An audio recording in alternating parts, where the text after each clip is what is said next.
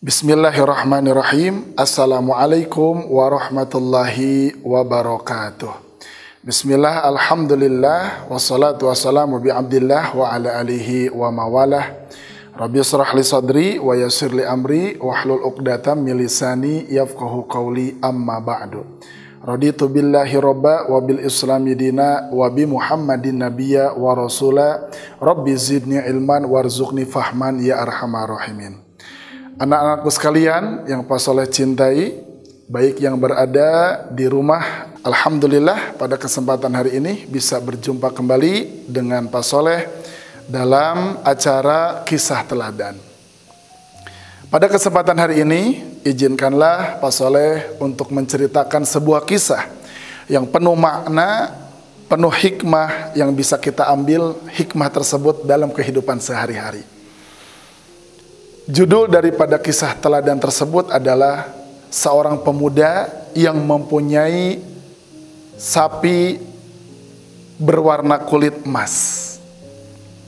Dihikayatkan dahulu ketika zaman Nabi Musa alaihi salatu wassalam, hiduplah seorang laki-laki dari kalangan Bani Israel yang sangat miskin. Akan tetapi laki-laki tersebut rajin ibadah kepada Allah Subhanahu wa ta'ala. Dia tidak mempunyai harta. Yang dia punyai hanya seekor anak sapi betina. Ketika dia memelihara sapi betina tersebut, dia berdoa kepada Allah Subhanahu wa ta'ala. Ya Rabb, aku titipkan anak sapi betina ini kepadamu, dan kelak anak sapi betina ini akan diambil oleh anakku kelak. Singkat cerita, lama-lama meninggallah si pria tersebut yang rajin ibadah kepada Allah Subhanahu wa ta'ala. Pria tersebut mempunyai seorang anak kecil yang sangat soleh. Dia berbakti kepada ibunya. Setiap hari dia pergi ke hutan, mengambil dari sisa-sisa ranting kayu bakar, lalu dia ikat. Setelah ikat dia bawa, lalu dia pergi ke pasar. Dijualah kayu bakar tersebut. Setelah dijual di pasar, maka uang yang dia dapatkan dari penjualan kayu bakar tersebut dia sisihkan. Sepertiga dia sisihkan untuk sedekah, sepertiga dia berikan kepada ibunya, dan sepertiga lagi dia gunakan untuk makan sehari-hari. Terus menerus seperti itu sampai dia dewasa. Singkat cerita, setelah dia dewasa, dipanggillah dia oleh ibunya. Wahai anakku, kemarilah wahai anakku. Ya ibu, ada apa?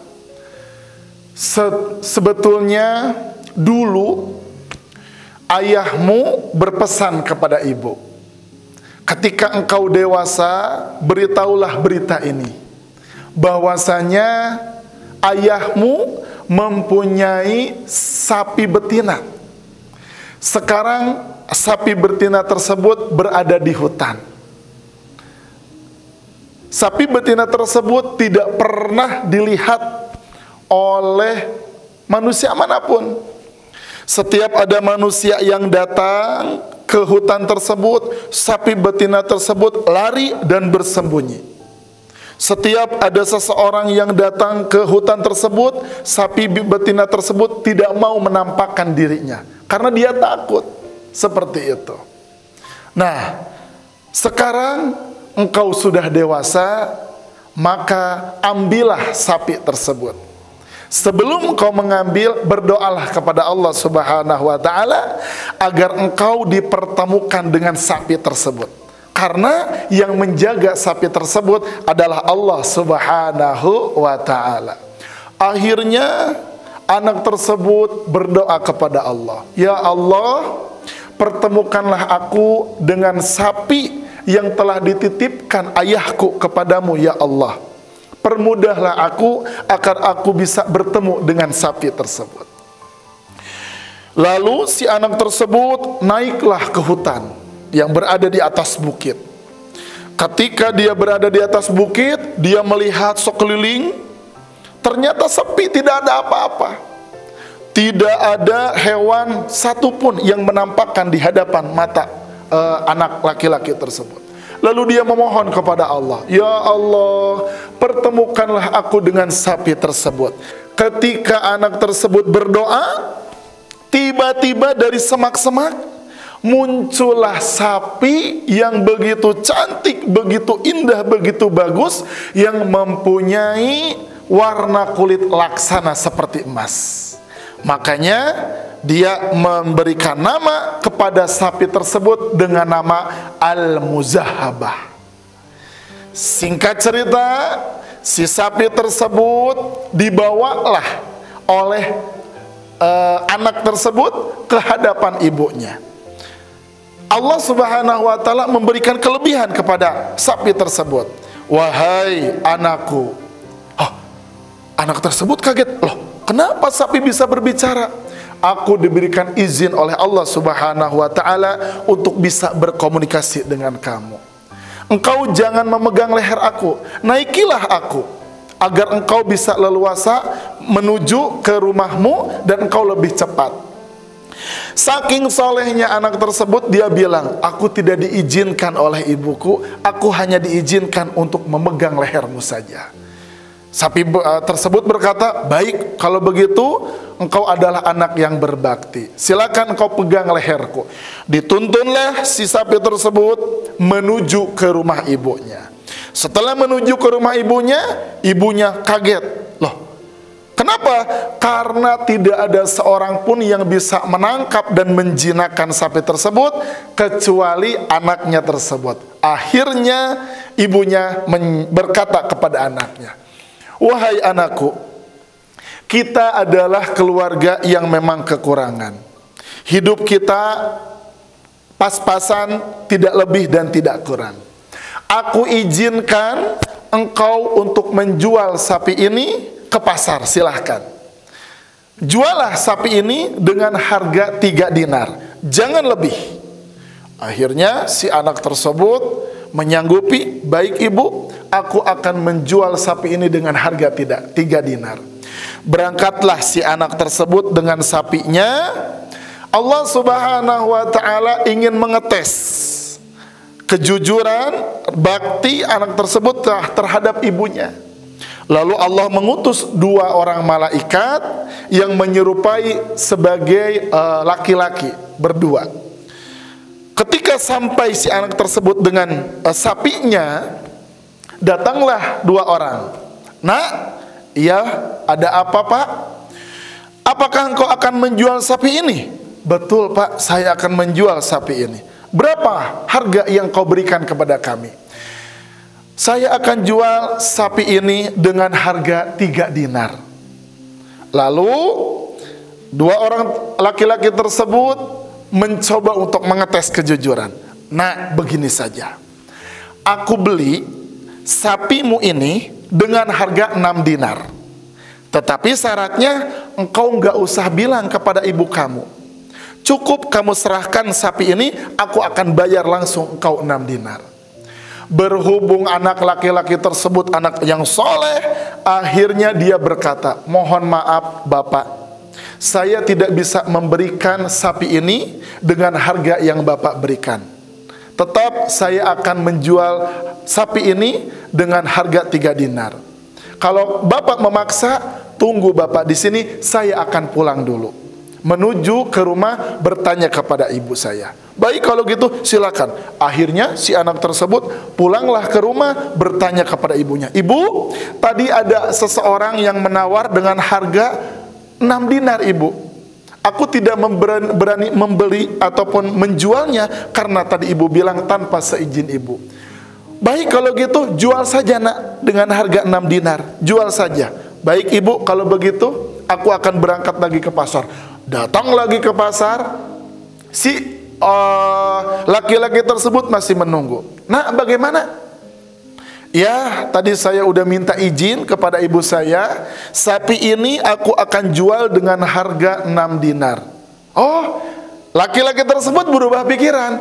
Nah, aku taikan harga sapi ini bukan 6 dinar, tapi aku beli sapi ini dengan harga 12 dinar. Tapi syaratnya engkau tidak usah berbicara dan meminta izin kepada ibu kamu. Si anak tersebut tetap dengan pendirian yang pertama bilang kepada laki-laki, "Bapak, mohon maaf, walaupun Bapak membeli dengan harga 12 dinar, saya tidak akan memberikan tanpa sepengetahuan dan izin daripada ibu saya. Bapak tunggu di sini, lalu saya akan pulang dulu, saya tanyakan dulu apakah 12 dinar akan dikasih untuk harga demikian."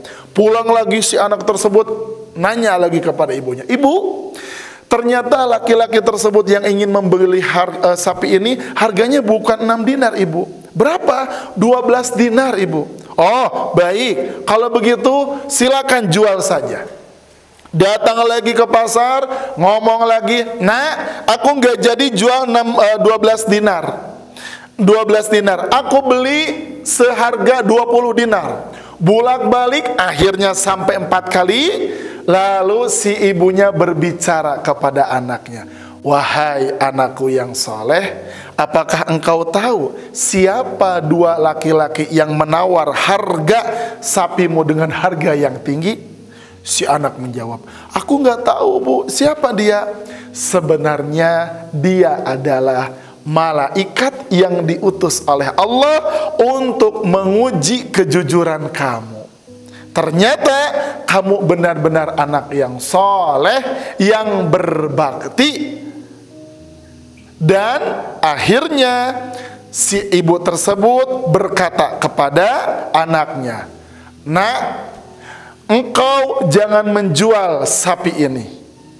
Simpan sapi ini, rawat baik-baik, jaga baik-baik. Karena kelak nanti yang akan membeli sapi ini, yang akan memerlukan sapi ini adalah Nabi Allah, yaitu Nabi Musa alaihi salam."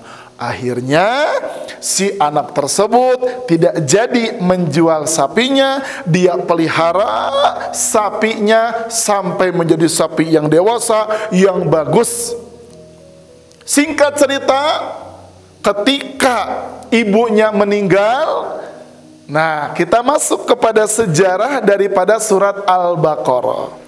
Singkat cerita, sampailah ujungnya harga yang dibeli dengan sapi tersebut bukan 10 dinar, 20 dinar, 40 dinar, bukan. Tetapi dengan harga berat daripada sapi tersebut dibayar dengan beratnya emas.